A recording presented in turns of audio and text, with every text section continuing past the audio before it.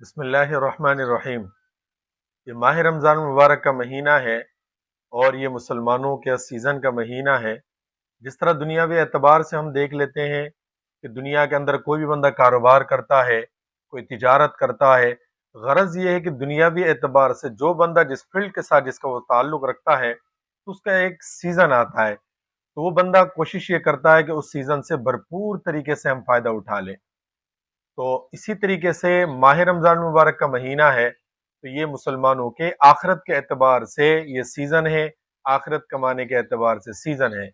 لیکن جب ہم کوئی اعمال صالح اعمال خیر کرتے ہیں، اللہ جل شانہ اس کا بدلہ ہمیں دنیا میں بھی دیتا ہے اور آخرت میں بھی دیتا ہے۔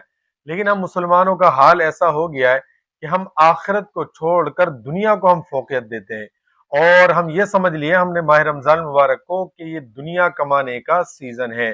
جس طرح آپ آس پاس کے مارکیٹوں میں دیکھ لیں، پھل فروٹوں میں دیکھ لیں، اور لباس میں، اور غرض یہ ہے کہ جو چیزیں ہماری ضرورت کی ہیں ان چیزوں کے اندر آپ دیکھ لیں، ہم نے آخرت کو چھوڑ کر دنیا کو ہم نے سیزن بنا لیا۔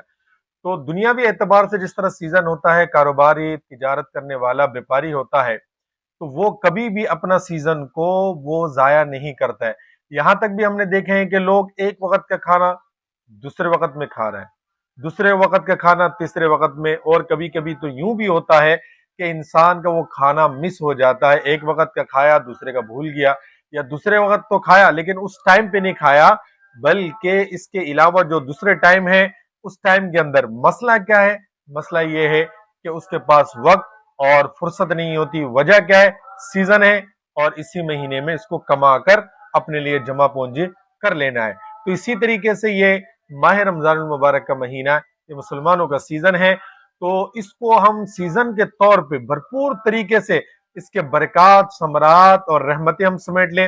اس کے لیے مشائخ نے کچھ طریقے بتائے، کچھ آداب بتائے کہ اگر ہم ان آداب کے مطابق اگر ہم نے ماہ رمضان کو گزار لیے تو انشاءاللہ یہ ماہ رمضان المبارک کا جس طرح حدیث مبارکہ اور قرآن سے ہمیں ثابت ہوتا ہے کہ سیزن کا مہینہ ہے، تو انشاءاللہ اس ہم بھرپور استفادہ ہم کر سکتے ہیں۔ اور اس کی تفصیل حضرت مولانا زکریا رحمۃ اللہ علیہ نے فضائل رمضان کے اندر قدر تفصیل سے اس کو بتلا دیے۔ تو وہ جو آداب ہے اس میں سے سب سے پہلا وہ کیا چیز ہے؟ سب سے پہلا ہے کہ انسان کی نظر کی، یعنی انسان کی آنکھوں کی حفاظت کرنا۔ اس لیے کہ سرکار دو عالم صلی اللہ علیہ وسلم نے فرمایا کہ یہ آنکھیں، انسانوں کی جو نظر ہے، یہ شیطان کے تیروں میں سے ایک تیر ہے، تو ہمیں آنکھوں کی حفاظت کرنی چاہیے۔ جس طرح کے کچھ دوست تھے، انہوں نے آپس میں مشورہ کیا کہ یار آج کے بعد کوئی غلط چیز دیکھنی نہیں ہے، اور اسی طرح کے نامحرم عورتوں کو نہیں دیکھنا ہے۔ تو انہوں نے آپس میں مشورہ کر لیے، اور اس کے اندر یہ کہ اگر اس طرح کوئی غلط چیز پہ نظر پڑ جائے اور اسی طریقے سے غیر محرم پہ اگر ہمیں نظر پڑ جائے تو استغفر اللہ پڑھنا ہے۔ تو پھر جب یہ لوگ باہر نکلے، وہ سارے دوست باہر نکلنے کے بعد ایک نے کہہ دیا استغفر اللہ، تو سب کی نگاہیں نیچے ہونے کی بجائے وہ اس سے پوچھنے لگے بھائی کدھر ہے دکھا ہے۔ تو یہ حالت ہماری ہو گئی، ایسے نہ ہو، صحیح ہے؟ جب اس کی نگاہوں کی حفاظت کرنی ہے تو آنکھیں نیچے کر لیں۔ جب پہلی نظر دکھ گیا، غیر اختیاری طور پہ انسان نظر پڑ گئی، فوراً انسان کو نگاہ نیچے کر لینی چاہیے۔ تو اس صورت میں اس نگاہ کی یہ جو نظر پڑی ہے اس کے بارے میں کوئی پکڑ انسان کی نہیں ہوگی، اس لیے کہ غیر اختیاری طور پہ اتفاقی پڑ گئی اور فوراً اس نے اپنی نظر کی حفاظت کر لی، آنکھیں جھکا لی۔ سب سے پہلی چیز نظر کی حفاظت کرنی ہے۔ اور دوسری چیز یہ کہ انسان کی زبان کی حفاظت۔ سرکار دو عالم صلی اللہ علیہ وسلم نے فرمایا کہ کوئی بندہ مجھے دو چیزوں کی ضمانت دے دے۔ ایک چیز کیا ہے؟ دو جبڑوں کے درمیان یعنی زبان کی وہ مجھے ضمانت دے دے، اور دو ران کے بیچ میں شرمگاہ کی مجھے ضمانت دے دے، میں اس کو جنت کی ضمانت دیتا ہوں۔ تو ہماری اس زبان کے ذریعے ہم اپنے روزے کو خراب کر سکتے ہیں، اپنے سیزن کو ہم خراب کر سکتے ہیں۔ اس زبان سے چغل خوری، حسد، بغض، کینہ، اور کسی کی جو جھوٹی باتیں کرنا، جھوٹی قسم کھانا، ان تمام چیزوں سے اپنی زبان کی حفاظت کرنا۔ سرکار عالم صلی اللہ علیہ وسلم نے فرمایا کہ تم جھوٹ بول کر، غیبت کر کے، چغل خوری کر کے، جھوٹی قسمیں کھا کر اپنے روزے کو برباد مت کرو۔ تو اسی لیے ہمیں چاہیے کہ ہمیں چغل خوری سے حفاظت کرنی چاہیے اپنی زبان کی، اور کسی کی غیبت وہ چیز ہوتی ہے کہ جو عیب، جو برائی اور کوئی بات اس انسان میں موجود ہو اور ہم آپس کے ٹائم پاس کرنے کے لیے ہم اس کے بارے میں ذکر کرتے ہیں تو یہ غیبت ہوتا ہے، اگرچہ اس کے اندر موجود ہو، یہ غیبت ہے، گناہ ہے۔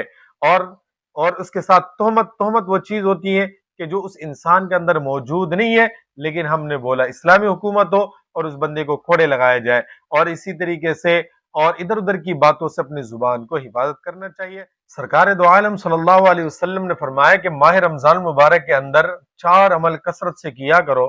ان میں سے پہلی چیز یہ ہے کہ اپنی زبان سے لا الہ الا اللہ کی کثرت کر لیا کریں، اور دوسری چیز یہ ہے کہ استغفار کثرت سے پڑھ لیا کریں، اور تیسری چیز اللہم انا نسألک الجنہ، جنت مانگا کرے، اور چوتھی چیز یہ ہے اللہم انا نعوذ بک من النار، اور جہنم سے پناہ مانگے۔ تو لہذا اپنی زبان کو تلاوت قرآن سے تر رکھیں، اور اسی طریقے سے ذکر و اذکار کے ذریعے تر رکھا کرے، بجائے اس کے کہ ہم ادھر ادھر کی گفت شنید کر کے اپنے اعمال کو ضائع کریں اور اپنے نامہ اعمال کو برے اعمال سے ہم بھر دیں۔ تو اس سے ہمیں اپنی زبان کی حفاظت کرنی چاہیے۔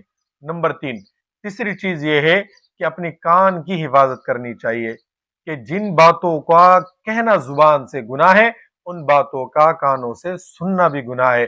کوئی بندہ کسی کی غیبت، تہمت، چغل خوری کرنے کے لیے آپ کے پاس آ جاتا ہے، وہ اپنے مزے کے لیے آپ کے ساتھ ٹائم پاس کرتا ہے، لیکن آپ کو بھی اس کے ساتھ ساتھ گناہ ملتا رہتا ہے۔ تو ہمیں چاہیے ہم اپنی کان کی بھی حفاظت کر لیں۔ اور نمبر چار یہ ہے آپ کے جسم کے باقی اعضاء، ہاتھ ہے، غلط کاموں کی طرف نہ بڑھے، غلط چیزیں نہ پکڑے، پاؤں غلط راہوں میں، غلط راستوں میں، غلط کام کے لیے نہ چلے۔ یہ چوتھی بات ہے۔ پانچویں بات یہ ہے کہ پانچواں آداب یہ ہے کہ انسان اپنا جو افطار ہے وہ مال حلال سے کرے، اور دوسری بات اس کے اندر یہ ہے کہ وہ ایک لمٹ سے کرے، ایک حد رکھ کر کرے۔ ایسا نہ ہو کہ پھر اتنا جم کے کھائے، اتنا دبا کے کھائے کہ پھر اس بندے کی طرح حال ہو جائے جیسے ایک بندے کو دعوت کی کسی نے اور اس کو کھانا دے دیا، اس نے کہا کہ بھائی آپ کھائے، وہ کھانے میں لگے، جب میزبان جب واپس دوبارہ کچھ پوچھنے کے لیے آئے کسی چیز کی ضرورت ہے کہ نہیں، وہ میزبان بیچارہ بے ہوش پڑا ہے۔ اسی طریقے سے اس کو ہوش میں لایا، پوچھنے لگا کہ بھائی ہاضمے کی گولی لا کر دے دوں، تو وہ کہنے لگا کہ ظالم، ہاضمے کی گولی کی جگہ بھی میں نے نہیں چھوڑی، وہ بھی میں نے پر کر دیا۔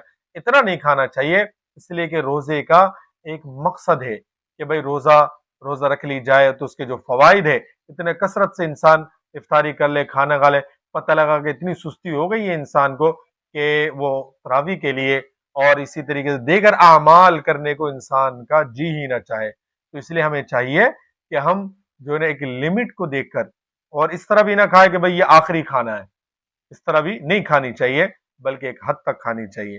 اور آخری بات یہ ہے کہ جو بھی عمل انسان کرے تو انسان کو، بندے کو چاہیے کہ اللہ سے ڈرتے رہے، اس لیے کہ ہر ایک بندے کو اپنے حال کا معلوم ہے۔